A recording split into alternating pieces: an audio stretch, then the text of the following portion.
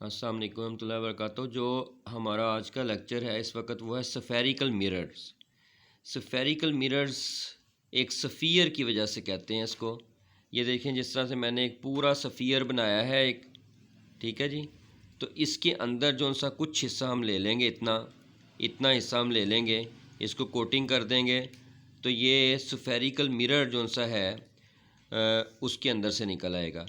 तो a mirror whose polished reflecting surface is a part of a hollow sphere of a glass or plastic is called spherical mirror। यानी कि अगर हम hollow sphere का मतलब यानी कि अंदर से ये सफ़ियर खाली है, एक सफ़ियर ले लेते हैं, उसको हम पॉलिश कर देते हैं या उसको रिफ्लेक्टिंग सरफेस बना देते हैं, तो वो एक hollow स्फीयर का, एक खाली स्फीयर का अगर हिस्सा होता है, एक पार्ट है, उसका एक हिस्सा है, वो ग्लास का भी हो सकता है, वो प्लास्टिक का भी हो सकता है। मिसाल तौर पे मैंने अब शीशे जो उनसे लगाए हुए हैं अपनी ऐनक में, वो प्लास्टिक के हैं। वो इसलिए प्लास्टिक के शीशे लगाए हुए हैं क्योंकि मेरी नज़र काफ़ी वीक है, तो उसमें मोटा शीशा होता है। अगर मैं उसको शीशे यानी कि ग्लास में लगाऊंगा तो वो बहुत भारी हो जाएगा।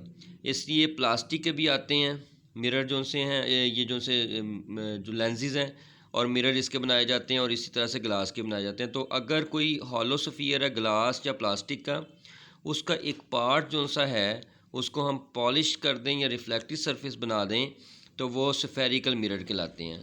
तो स्फेरिकल मिरर जो से होते हैं टू टाइप्स के होते हैं। There are two types of spherical mirror, convex mirror and concave mirror. तो मैंने इन दोनों की पिक्चर बनाई हुई है आपके सामने।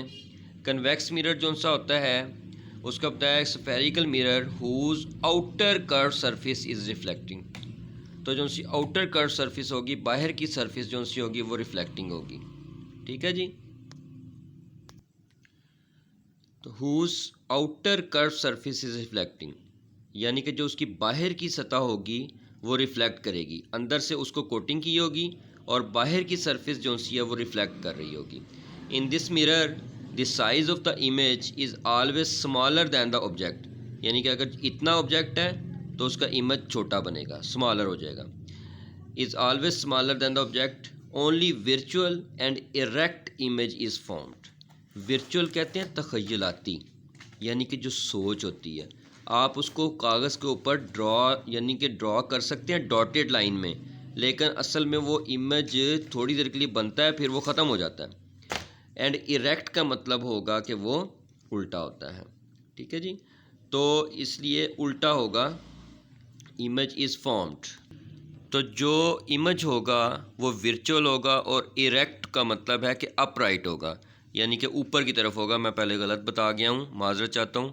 तो ओनली वर्चुअल यानी कि तख़य्युलाती, ठीक है, एंड इरेक्ट और सीधा इमेज जो सा है वो फॉर्म होगा। यानी कि अगर आपका इमेज जो सा है वो इस तरह से है ऊपर की तरफ, ठीक है, तो ऑब्जेक्ट ऊपर की तरफ है, तो जो इमेज है वो भी ऊपर की तरफ बनेगा। लेकिन अगर ये रियल हो जाएगा तो ये उल्ट हो जाएगा, नीचे की तरफ हो जाएगा। तो इस तरह से जो सा आपका कन्वेक्स मिरर है उसमें जो इमेज बनता है वो वर्चुअल होता है, एंड इरेक्ट होता है, वो सीधा होता है।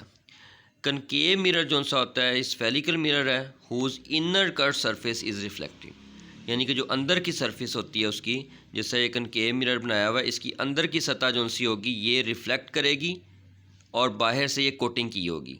ये कोटिंग की हुई है बाहर की तरफ मैंने, ठीक है, लाइनें जो लगाई हुई हैं ये कोटिंग की दिखाई हुई हैं, और इसकी जो सी अंदर की सरफेस होगी वो रिफ्लेक्ट करेगी।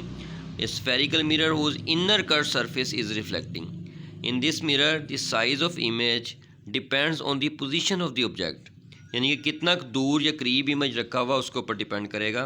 Both virtual and real images can formed, यानी कि वर्चुअल तख़य्युलाती इमेज भी फॉर्म होंगे, और रियल कुदरती तौर पे जो उनसे इमेज होंगे, जो वाक़तन इमेज बनते हैं वो फॉर्म होंगे। दोनों इसमें हो सकते हैं। अब हम पिक्चर को देख लेते हैं ज़रा। देखें, ये हमारे पास पिक्चर है, ये मैंने पूरा सफ़ियर बनाया। आपने इस सफ़ियर का कुछ पार्ट लेना है, यहाँ पे आधा हिस्सा भी नहीं लेना, ठीक है। आधा हिस्सा कर लेंगे तो वो सेमी सर्कल बन जाता है, लेकिन सेमी सर्कल भी नहीं लेना, आपने कुछ हिस्सा इसका लेना है दोनों तरफ से। ये जो कुछ हिस्सा मैंने लिया है इसको कहते हैं कर्वेचर, इसको कहते हैं कर्वेचर। और जो ये सेंटर जहाँ से मैंने रख के कंपास से इसको बनाया है वो इस छोटे से हिस्से की वजह से सेंटर ऑफ कर्वेचर कहलाएगा, सी यानी सेंटर ऑफ कर्वेचर। लेकिन अगर पूरा ले लेंगे ना तो वो सी नहीं होगा, फिर वो ओ होगा, यानी कि O centre part of the sphere. लेकिन जब हम कुछ हिस्सा ले लेंगे तो वो कर्वेचर होगा, उसको सी कहेंगे। अब यहाँ से लेकर सी से लेकर अगर हम सरफेस तक जाते हैं, यानी कि जो कर्वेचर की सरफेस है वहाँ तक लाइन लगाते हैं, तो ये लाइन कहलाती है रेडियस ऑफ कर्वेचर। ये लाइन क्या कहलाती है? Radius of curvature. तो ये लाइन यहाँ, ये लाइन इस लाइन के अलावा किसी भी तरफ हो सकती है, लेकिन इस लाइन के ऊपर नहीं होगी, क्योंकि ये जो सी लाइन है, पूरी लाइन जो सेंटर ऑफ कर्वेचर से गुज़र रही है और पोल के पास जाती है, ये प्रिंसिपल एक्सिस कहलाती है। ये लाइन प्रिंसिपल एक्सिस कहलाती है, पूरी लाइन सीधी जो सी के अंदर से गुज़र रही है। और जहाँ पे जाके ये टकराएगी सेंटर में, कर्वेचर के सेंटर में जाके जहाँ ये लाइन प्रिंसिपल एक्सिस टकराएगी, ये हिस्सा पोल कहलाता है। ये हिस्सा पोल कहलाता है। जो सेंटर जो पॉइंट होगा इसका कर्वेचर का, वो जहाँ पे प्रिंसिपल एक्सिस जाके टच करती है उसको पोल कहते हैं। प्रिंसिपल एक्सिस जोन सी है वो क्या होती है? पोल और कर्वेचर के अंदर से गुजरती हुई लाइन जोन सी होती है वो प्रिंसिपल एक्सिस होती है। और ये सेंटर ऑफ कर्वेचर होता है सी, और ये रेडियस ऑफ कर्वेचर होता है। अब हम देखते हैं कि जो सी ये लाइन है, ये लाइन जो मैंने ये लाइन बनाई हुई है यहाँ पे, या ये जो लाइन बनाई हुई है जो दोनों तरफ से कर्वेचर को मिला देती है, इसको कहते हैं अपर्चर और ओपनिंग। अपर्चर या ओपनिंग। आपने कभी देखा होगा कि आप तस्वीर खींचें, पुराने कैमरों में तो आवाज़ भी आती होती थी, शटर जो सा था खुलता था फिर फ़ौरन बंद हो जाता था। जो खुलता और बंद होता है ना शटर आगे से, वो अपर्चर या ओपनिंग कहलाती है। यहाँ पे भी यही है कि इसका जो सा ओपनिंग है या इसका जो सा फ्रंट पार्ट जो नज़र आ रहा है हमें, वो अपर्चर या ओपनिंग कहलाएगा। तो इस तरह से हमने कुछ टर्म्स जो सी हैं इसमें रीड की हैं। एक प्रिंसिपल एक्सिस को रीड किया है जो कि कर्वेचर और पोल को मिलाती हुई लाइन होती है। एक कर्वेचर के सेंटर ऑफ कर्वेचर से जो सा कर्वेचर तक लाइन जाती है वो रेडियस ऑफ कर्वेचर कहलाती है। और जहाँ पे ये लाइन मिलती है प्रिंसिपल एक्सिस की, ये पोल कहलाती है। और इस तरह से ये 1 2 3 4 और ये 5 चीज़ें जो सी हमने यहाँ पे स्टडी की हैं। ठीक है, अपर्चर और ओपनिंग, पोल क्या होता है यहाँ पे, रेडियस ऑफ कर्वेचर क्या होता है, और सेंटर ऑफ कर्वेचर क्या होता है, और प्रिंसिपल एक्सिस की लाइन जो सी होती है वो क्या होती है, सेंटर ऑफ कर्वेचर और पोल के अंदर से गुजरती हुई लाइन को कहते हैं। तो ये हमारे पास दो किस्म के स्फेरिकल मिरर होते हैं।